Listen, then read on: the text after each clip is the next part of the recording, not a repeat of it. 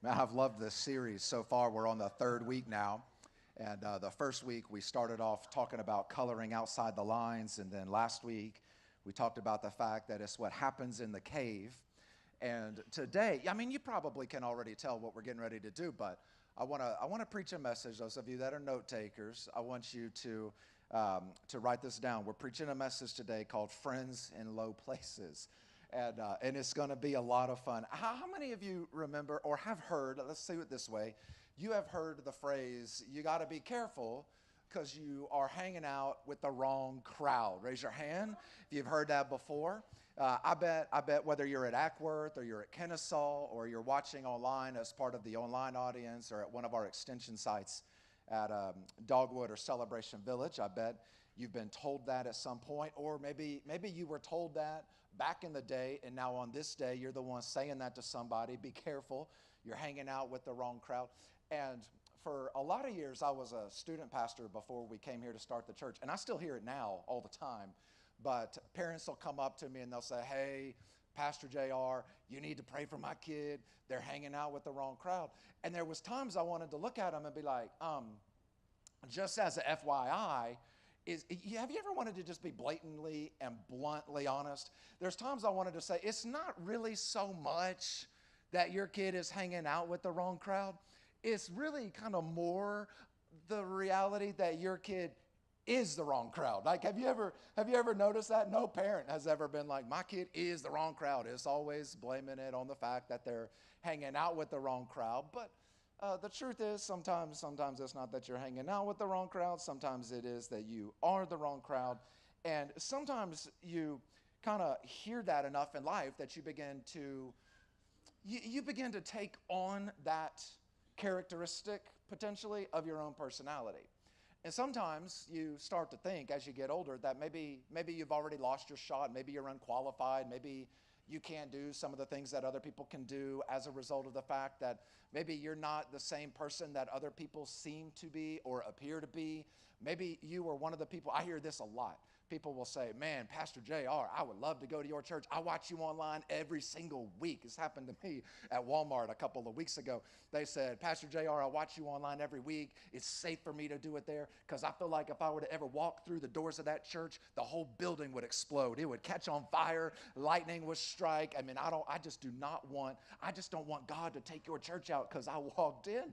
And I want to be like, listen, if you only knew how many people that make up Freedom Church fit the characteristic of what it is that you are claiming right now, you would realize that you don't have to watch on. Yeah, I'm glad that you do watch online, sir, but you can actually show up at a place like this and everything will be good because I think that what Jesus shows us in the context of his life while he was here on this earth is that Jesus was always going after people who appeared to be in the wrong crowd.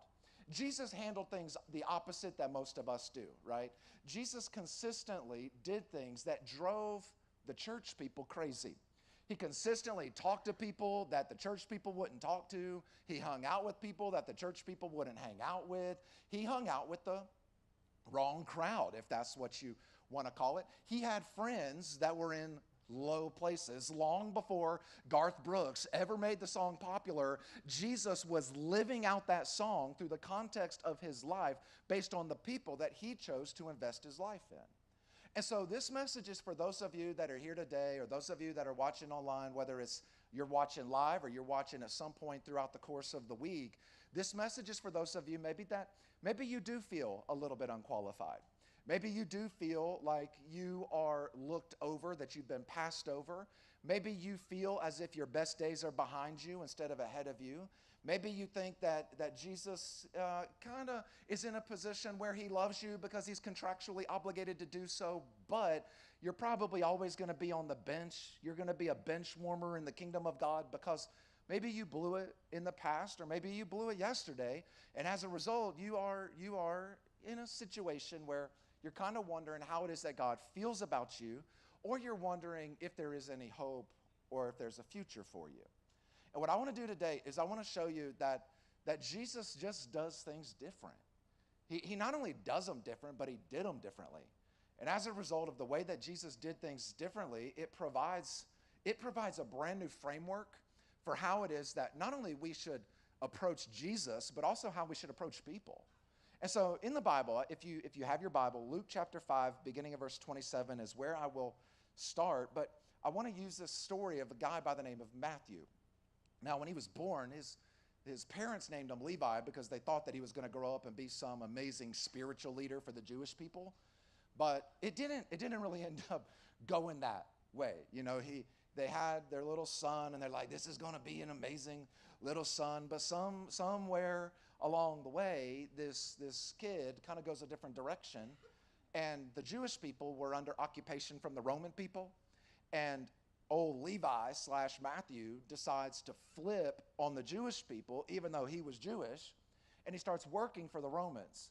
And when he started working for the Romans, what he was doing was he became a tax collector, which means he would take taxes. He worked for the Roman IRS, and he would go out and he would work for the Romans, and he would collect taxes from the Jewish people.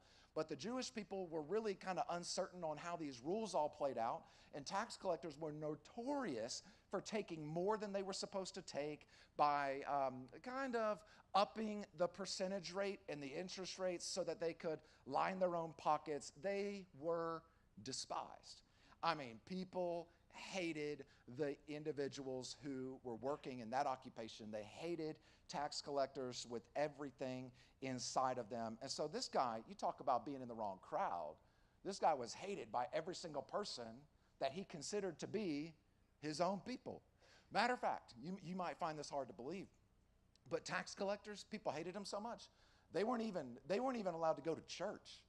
Like if a tax collector walked up to the doors, there'd be a bouncer out front. They call them ushers, but they're bouncers. And the bouncers are out front, and they'd be like, that joker there, that's a tax collector. He is not coming up in here because he is of the wrong crowd.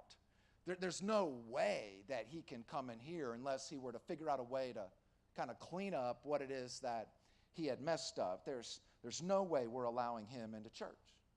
Well, one day, Matthew / Levi was out doing his job, and he's sitting at the tax collector's booth, and it was tax time. It was April the 15th there in Jerusalem, and all these people are coming up, and they are paying their taxes. And they're walking up, there's long lines, it's a mess because, as you know, the IRS, even back in those days, was government run, which maybe that's not always the picture of efficiency. You know, I'm just saying. And so there they are, they're in a long line, and they're trying to pay their taxes, and they're walking up to Matthew. And Matthew sees two people back, one of the individuals that was in the line getting ready to pay his taxes. And this was crazy because you might not have ever thought about this, but the person that was in line to pay the taxes was Jesus. And here's Jesus getting ready to go pay Jesus' taxes, and Matthew's like, oh Lord. I mean, literally, oh Lord, this is gonna be rough because everybody here hates me, and now I have the unfortunate reality of the fact that Jesus is in my line. He could have been in anybody else's line, but Jesus picked my line, which means it was the fastest line because Jesus would always have picked the fastest line. That's what Jesus would have done. And he walks up to Matthew, and when he does, Matthew just he braces. Have you ever gotten ready to be in a conversation with somebody? Maybe it was a parent, maybe it was a spouse, maybe it was a relative, maybe it was a friend, and you knew you were about to get it. And as a result, like, you're just going to face the music, but you're ready. You're like, all right, here we go. This is not going to be a good conversation, but you put a smile on your face, and you kind of get your feet set. You're sitting in your chair, or you're standing up, trying not to look aggressive like you're going to fight, but your hands are clenching up into a fist. And Jesus walks up to him, and Matthew expects Jesus to unleash just the fury onto Matthew's life because Matthew hadn't been to church in years, primarily because he wasn't allowed. He was running in the wrong direction. He was part of the wrong crowd. And all the other religious people had always gone after Matthew in a negative way. And so here is Jesus, and Matthew's like, I'm just going to receive more of the same. But it was altogether different. Watch this. Luke chapter 5, beginning of verse 27, it says this. After this, Jesus went out And he saw a tax collector by the name of Levi, a.k.a. Matthew, sitting at his tax booth. And Jesus walks up to him and it says, "Follow me." Now, I don't know if you were in that situation and you were expecting for Jesus to unleash his fury or wrath on you, and all of a sudden Jesus extends a hand and he says, "Follow me." Matthew didn't double take. He was like, you need to say that again. What did you just say? And everybody that was around him was thinking the same thing. They were all wanting to know what Jesus was going to say to them as well. So have you ever been in a conversation and you're talking loud because it is so loud, and then all of a sudden it's your turn to talk and then everybody goes silent and it sounds like you're screaming? I think that's what happened. Jesus walks up, everybody had been talking, and then they see that Jesus is approaching Matthew, and so that crowd hushes, and they're expecting, they're almost excited because Jesus is getting ready to put Matthew in his place. And Matthew looks at him, Jesus looks at Matthew and says, "I want you to follow me." And in that moment, it was scandalous. I mean, however you define scandalous, this was scandalous. Everybody that was there in attendance that heard what it is that Jesus had said, they could not believe the words that were coming out of his mouth. Now, the reason they couldn't believe it is because in their rule book, if you will, of how church was supposed to go and how a relationship with God, what it was supposed to look like, it was always, if you made a mess, you got to clean it up. And if you don't clean up your mess, you're not worthy of having a conversation with God. Matter of fact, you're not even worthy of stepping foot in the temple. You're not even worthy of stepping foot inside this church. And so when Jesus walks up to Matthew and he says, "I want you to get up, and when you get up, I want you to follow me," it's like Jesus was announcing to the world, y'all. I wonder if Jesus said y'all. I think he did. I think Jesus says, he said it in Hebrew, though, so it would have sounded, or Aramaic, actually. So he would have said it, and it would have sounded completely different. But Jesus walks up to him, and he says, "Y'all, here's my announcement. You can't clean up what you messed up. What I'm going to do instead, and this is my way of announcing this not only to Matthew, but announcing it to the world, is the fact that only I can clean up what you messed up. So if you're broken, come to me. If you're an addict, follow me.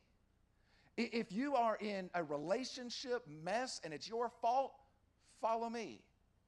It doesn't matter where you come from, doesn't matter what you did, doesn't matter if you're part of the wrong crowd, doesn't matter if you're a friend in low places. I want you to come and I want you to follow me. You got a shady past? Follow me. You selfish? Follow me. Are you arrogant? Follow me. Are you self-righteous? And because some of you might be like, "I ain't none of those." Are you self-righteous? You think you're better than everybody else? Jesus says, "Follow me." If you think you're above everybody else in the room, come and follow me. And when Jesus did it, it flipped the paradigm of how it is that people would have the opportunity to relate to God. When Jesus said, "Follow me," to Matthew, it moved it from being in a world of second glances. Jesus said, "But I'm a God of second chances. I want you to realize the opportunity that is yours if you will just choose to follow me." Now, when Matthew hears it, Matthew is mesmerized. He can't believe his fortune. He can't believe his good luck, whatever it is you want to call it. He can't believe that Jesus would actually say something like that to him. And so he does the only thing that makes sense. It says in verse 28, "And Levi," a.k.a. Matthew, "and Matthew got up and he left everything and he followed him." Now, I thought about this whenever I was thinking through this message. And I was thinking about that particular verse. And Matthew got up and he followed him. I literally asked God this. I said, "God, what would I have done if I would have been in that scenario?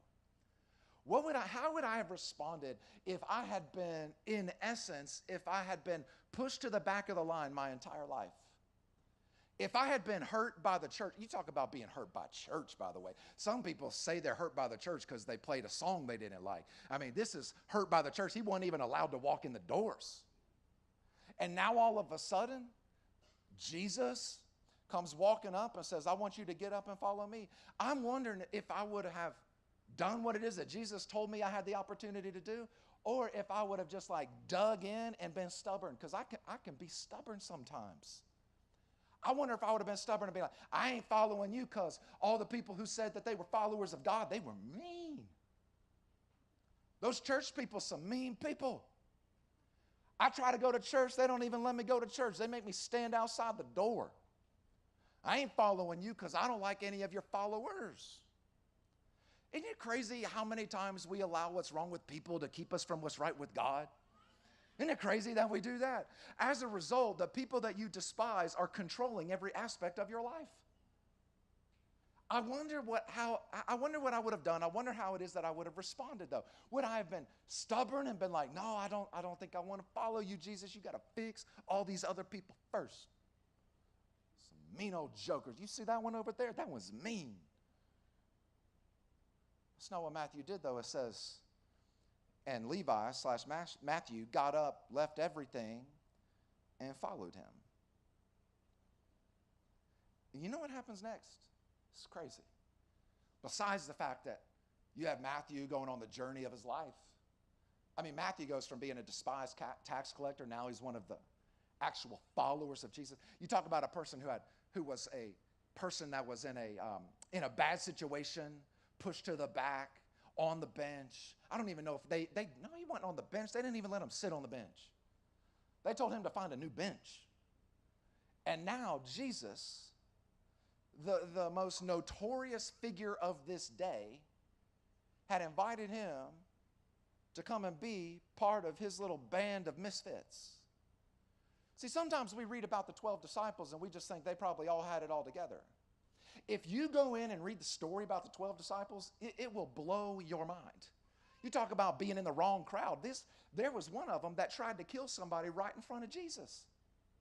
A guy by the name of Peter in the Garden of Gethsemane. He is standing right next to Jesus, and when they came to arrest him, some of you remember the story. Peter pulls out a knife and cuts off that joker's ear. He wasn't aiming for his ear like he was some kind of amazing samurai that had a perfect aim. He was trying to chop off his head, and he missed. I mean, I got some awesome friends that I know have my back, but I ain't never seen them try to chop off nobody's head. These were Jesus's boys. Tax collectors, just random fishermen that constantly put their foot in their mouth. People that everybody else looked down on. People that everybody else disqualified. I mean, it didn't even make any sense. And here was Jesus saying to the people that the church people said was the wrong crowd. Jesus said, I want you to come and follow me. I think one of the reasons that he did it was because the people who have had their life changed the most are the ones that are the most grateful moving forward. When you remember what it was like before you met Jesus and you never forget, it's amazing how it is that God can use you in a powerful way. The people that struggle are the ones that forgot what it was like to be far from God. When you forget what it's like to be far from God, you will boil church down to your preferences. It'll be about what's in it for me. What do I get out of this? What is it that are they speaking to me? Are they speaking my language? It's always me. Ran out of breath, or I would have kept on doing it. But when you remember what it was like to be far from God, and then you have a taste of what it is that Jesus has done in your life, you will never shut your mouth about the goodness of God. You will never shut your mouth about the opportunity that God has given you. Because when you know what it was like to be a friend in a low place, and then you have a friend in a high place that came to the low place so that you could also go to a high place, you'll never forget it. And so what Matthew does, he's like, shoot, yes. I don't even think he says shoot. I think he probably says some other stuff that Jesus had to work on later. And he says, all right, I'm going to follow you. Because remember, Jesus didn't call the people that had already cleaned up their mess. He said, follow me and I'll clean you up as we go. I think sometimes we disqualify people because they got an issue in their life. I told our staff this the other day. We can't disqualify people because they got issues, because everybody on this team has issues. I was like, you got issues? You got issues? I got issues. We all got issues. And if you're not allowed to have issues to be used of God, we might as well ask him to kill us now, because every single person in this room, we got some issues. Look to somebody next to you and say, I got issues. Yeah, you do. I'm just glad you finally admitted it. You heard it. Write it down. Some of you that you ain't ever heard nobody say it like that. Write it down. Remind them whenever they're trying to act like they're better than you.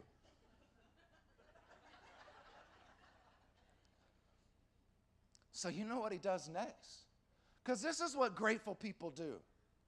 Grateful people that have had an encounter with God, they do what comes naturally. I was thinking about this even this morning, because when it comes to good news, I am terrible at keeping a secret. Now, bad news, I can keep a secret all day. I can keep a secret till the day I die. There are things you could tell me if it was bad news and you told me not to tell nobody, I wouldn't even tell nobody. I won't even think about it again after you tell me, because I am great at keeping secrets as long as it's bad news. But if you got good news, it's hard for me to keep good news to myself. Do you know? If you find an app on your phone that you like, you will tell people about an app on your phone.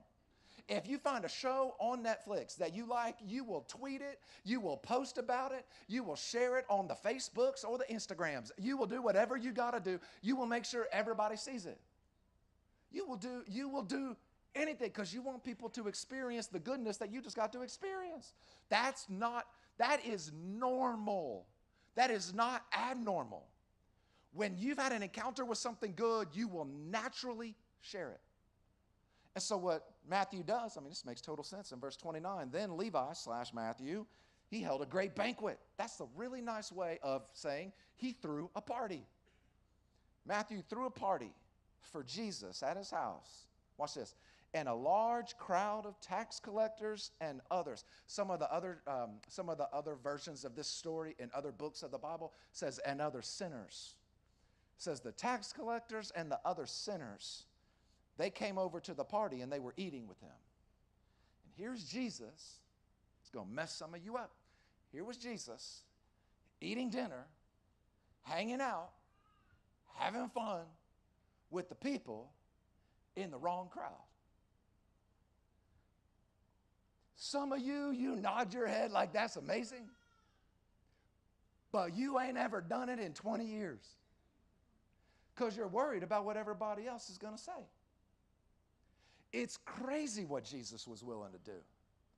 Jesus shows up at the party. Matthew, because he had just had his life changed by Jesus, is like, I got some messed up friends that need to experience what this guy is talking about. I got some friends that need some hope. I got some friends that need some forgiveness. I got some friends that need some joy up in their life. I got some friends that need to experience that it's about a relationship with God, not a religion and a church heart. I need to show some people that even though they might not be welcome at that church, they're welcome in the house of God. I need to show some people that have pushed to the back that Jesus welcomes them to the front. I need to show them. I need to show them that it doesn't matter who they used to be. I need to show them that it doesn't even matter who they are now. I need to show them that there's a man who can change their life from the inside out. I got to do whatever I got to do to show them because he changed me. I want him to do the same for them. So what he does is great. He goes out, he invites all of his friends in low places, according to everybody else, and he invites them to come in and meet Jesus. And when they meet Jesus, I'm telling you, the religious church people lose their ever-loving minds. And they all are standing outside Matthew's house, probably one of the biggest houses in town. And they're all standing outside wondering why they didn't get to go in. And all these people that they consider to be, this is a hilarious word, scoundrels.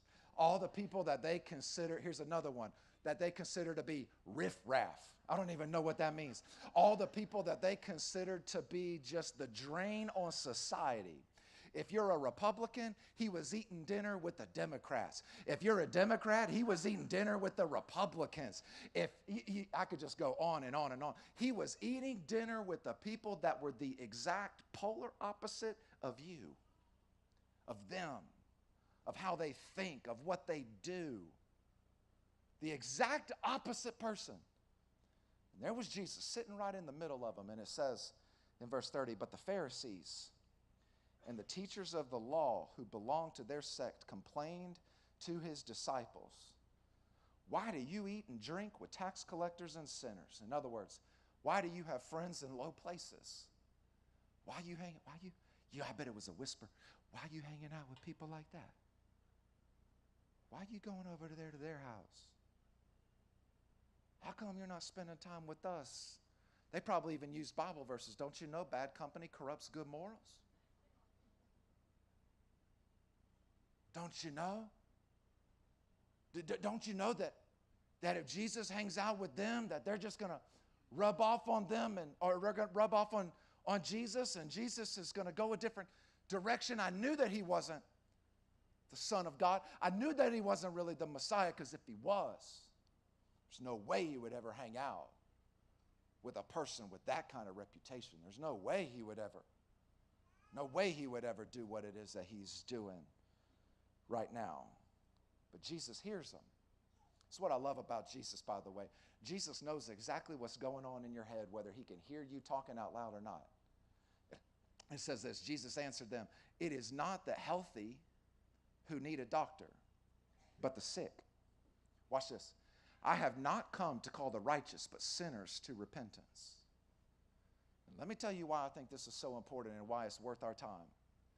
The reason I think it's worth our time is because as a church and as a part of the church, infiltration, not isolation, is the key to impact.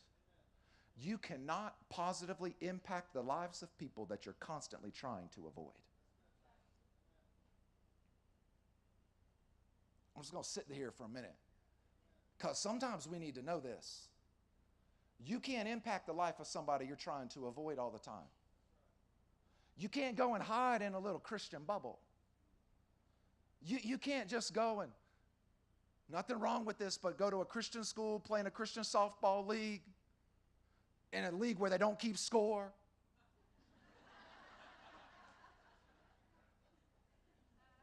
It ain't a sport if they don't keep score. And your kid's going to have a rough time when they grow up and find out that in life, there's a score.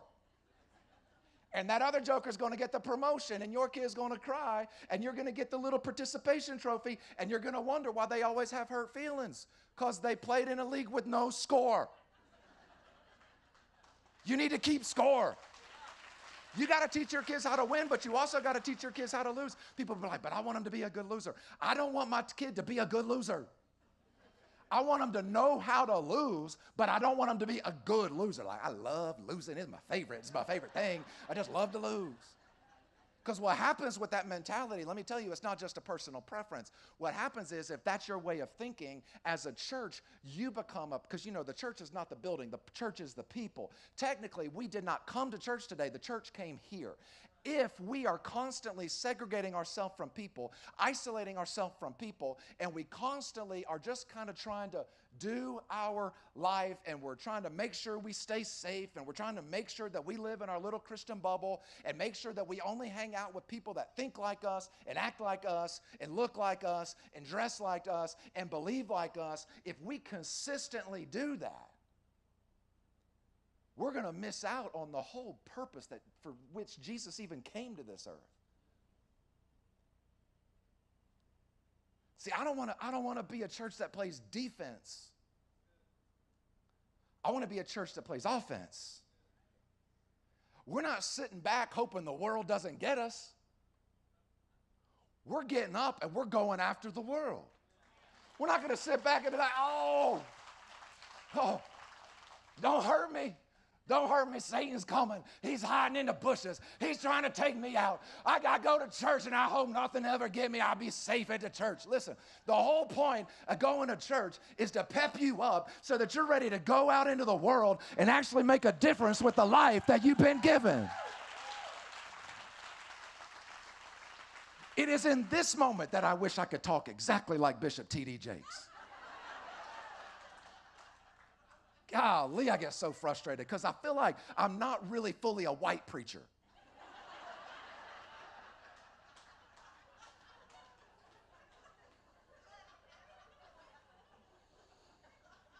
Jesus was relentless.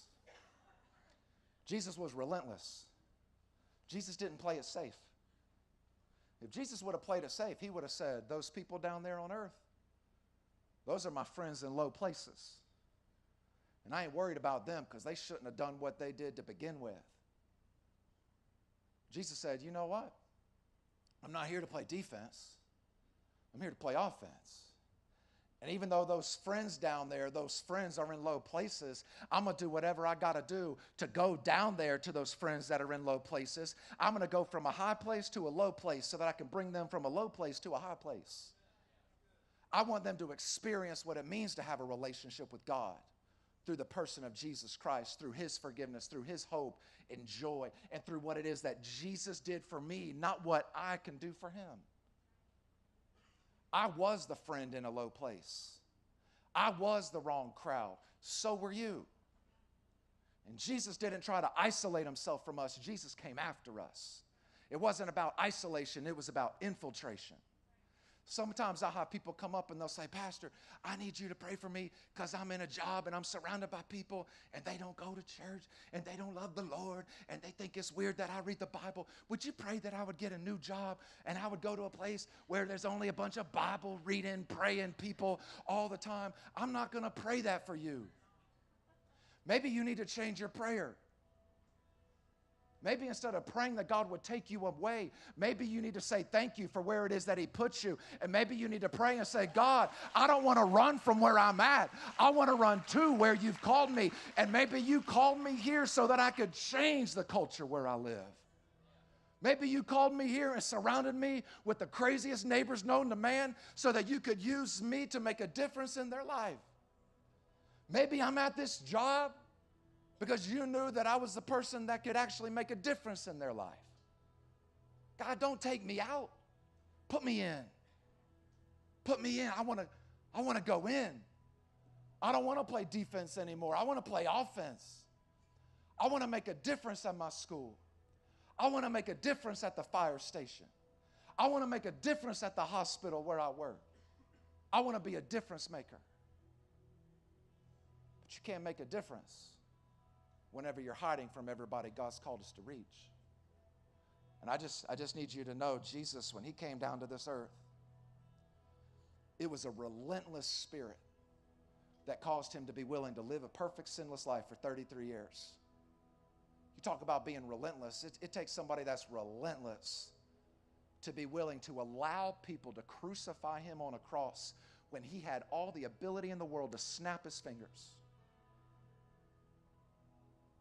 and go back to heaven where he came from so that he didn't have to endure the pain. He was relentless in securing your forgiveness, in securing my forgiveness. Jesus was relentless in what it is that he did. It took a relentless person to go into a tomb for 3 days and then to come out after those 3 days, conquering death, hell, and the grave, making it possible for you and I to experience a brand new life. It took a relentless Savior. Not one who was scared of the world. It took one who was willing to change it. And maybe I'm crazy, but I just feel as if we have the responsibility of making the purpose of our life what it is that was the purpose of his life. And what that means is that when Freedom Church came to town 10 years ago, we came so that addictions could be broken. We came so that relationships could be restored. We came so that lives could be put back together. We came so that heaven could be occupied. We came so that hell would not. We came because we wanted to see the kingdom of God expand, not only one day, but right here and now. We wanted to see a city changed. That's why we sing. That's why we preach. That's why we serve. That's why we give. That's what we've done, and that's what we will do. We are not playing defense anymore. We are playing offense. We are going to look forward, and we're going to say, we're coming for you, Ackworth. We're coming for you, Kennesaw. We're coming for you, Dallas. We're coming for you, Woodstock. We're coming for you, Hiram. We're coming for you, Cartersville. We are not going to let up. We're not going to give up, and we're not going to shut up. Because that's what Jesus came to this earth to do. The good news for us is that God selects the people that man rejects.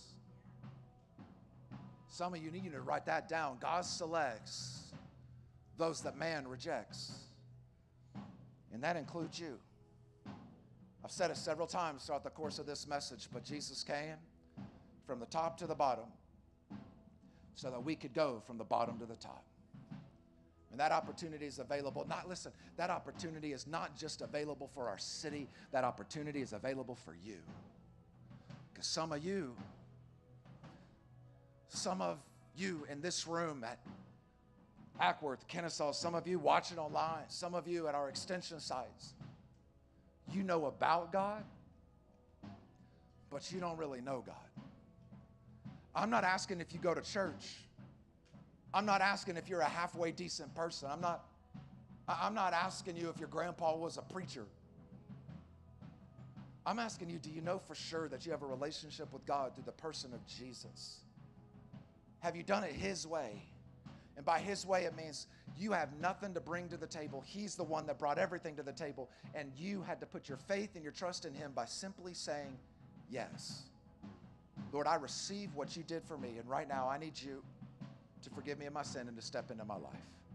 Because if you've never made that decision, you can walk out having had made that decision. And your life can be changed in an instant. Not tomorrow, not next week. It can be changed in an instant, right here, right now. So all over this room, if you would, bow your head and close your eyes.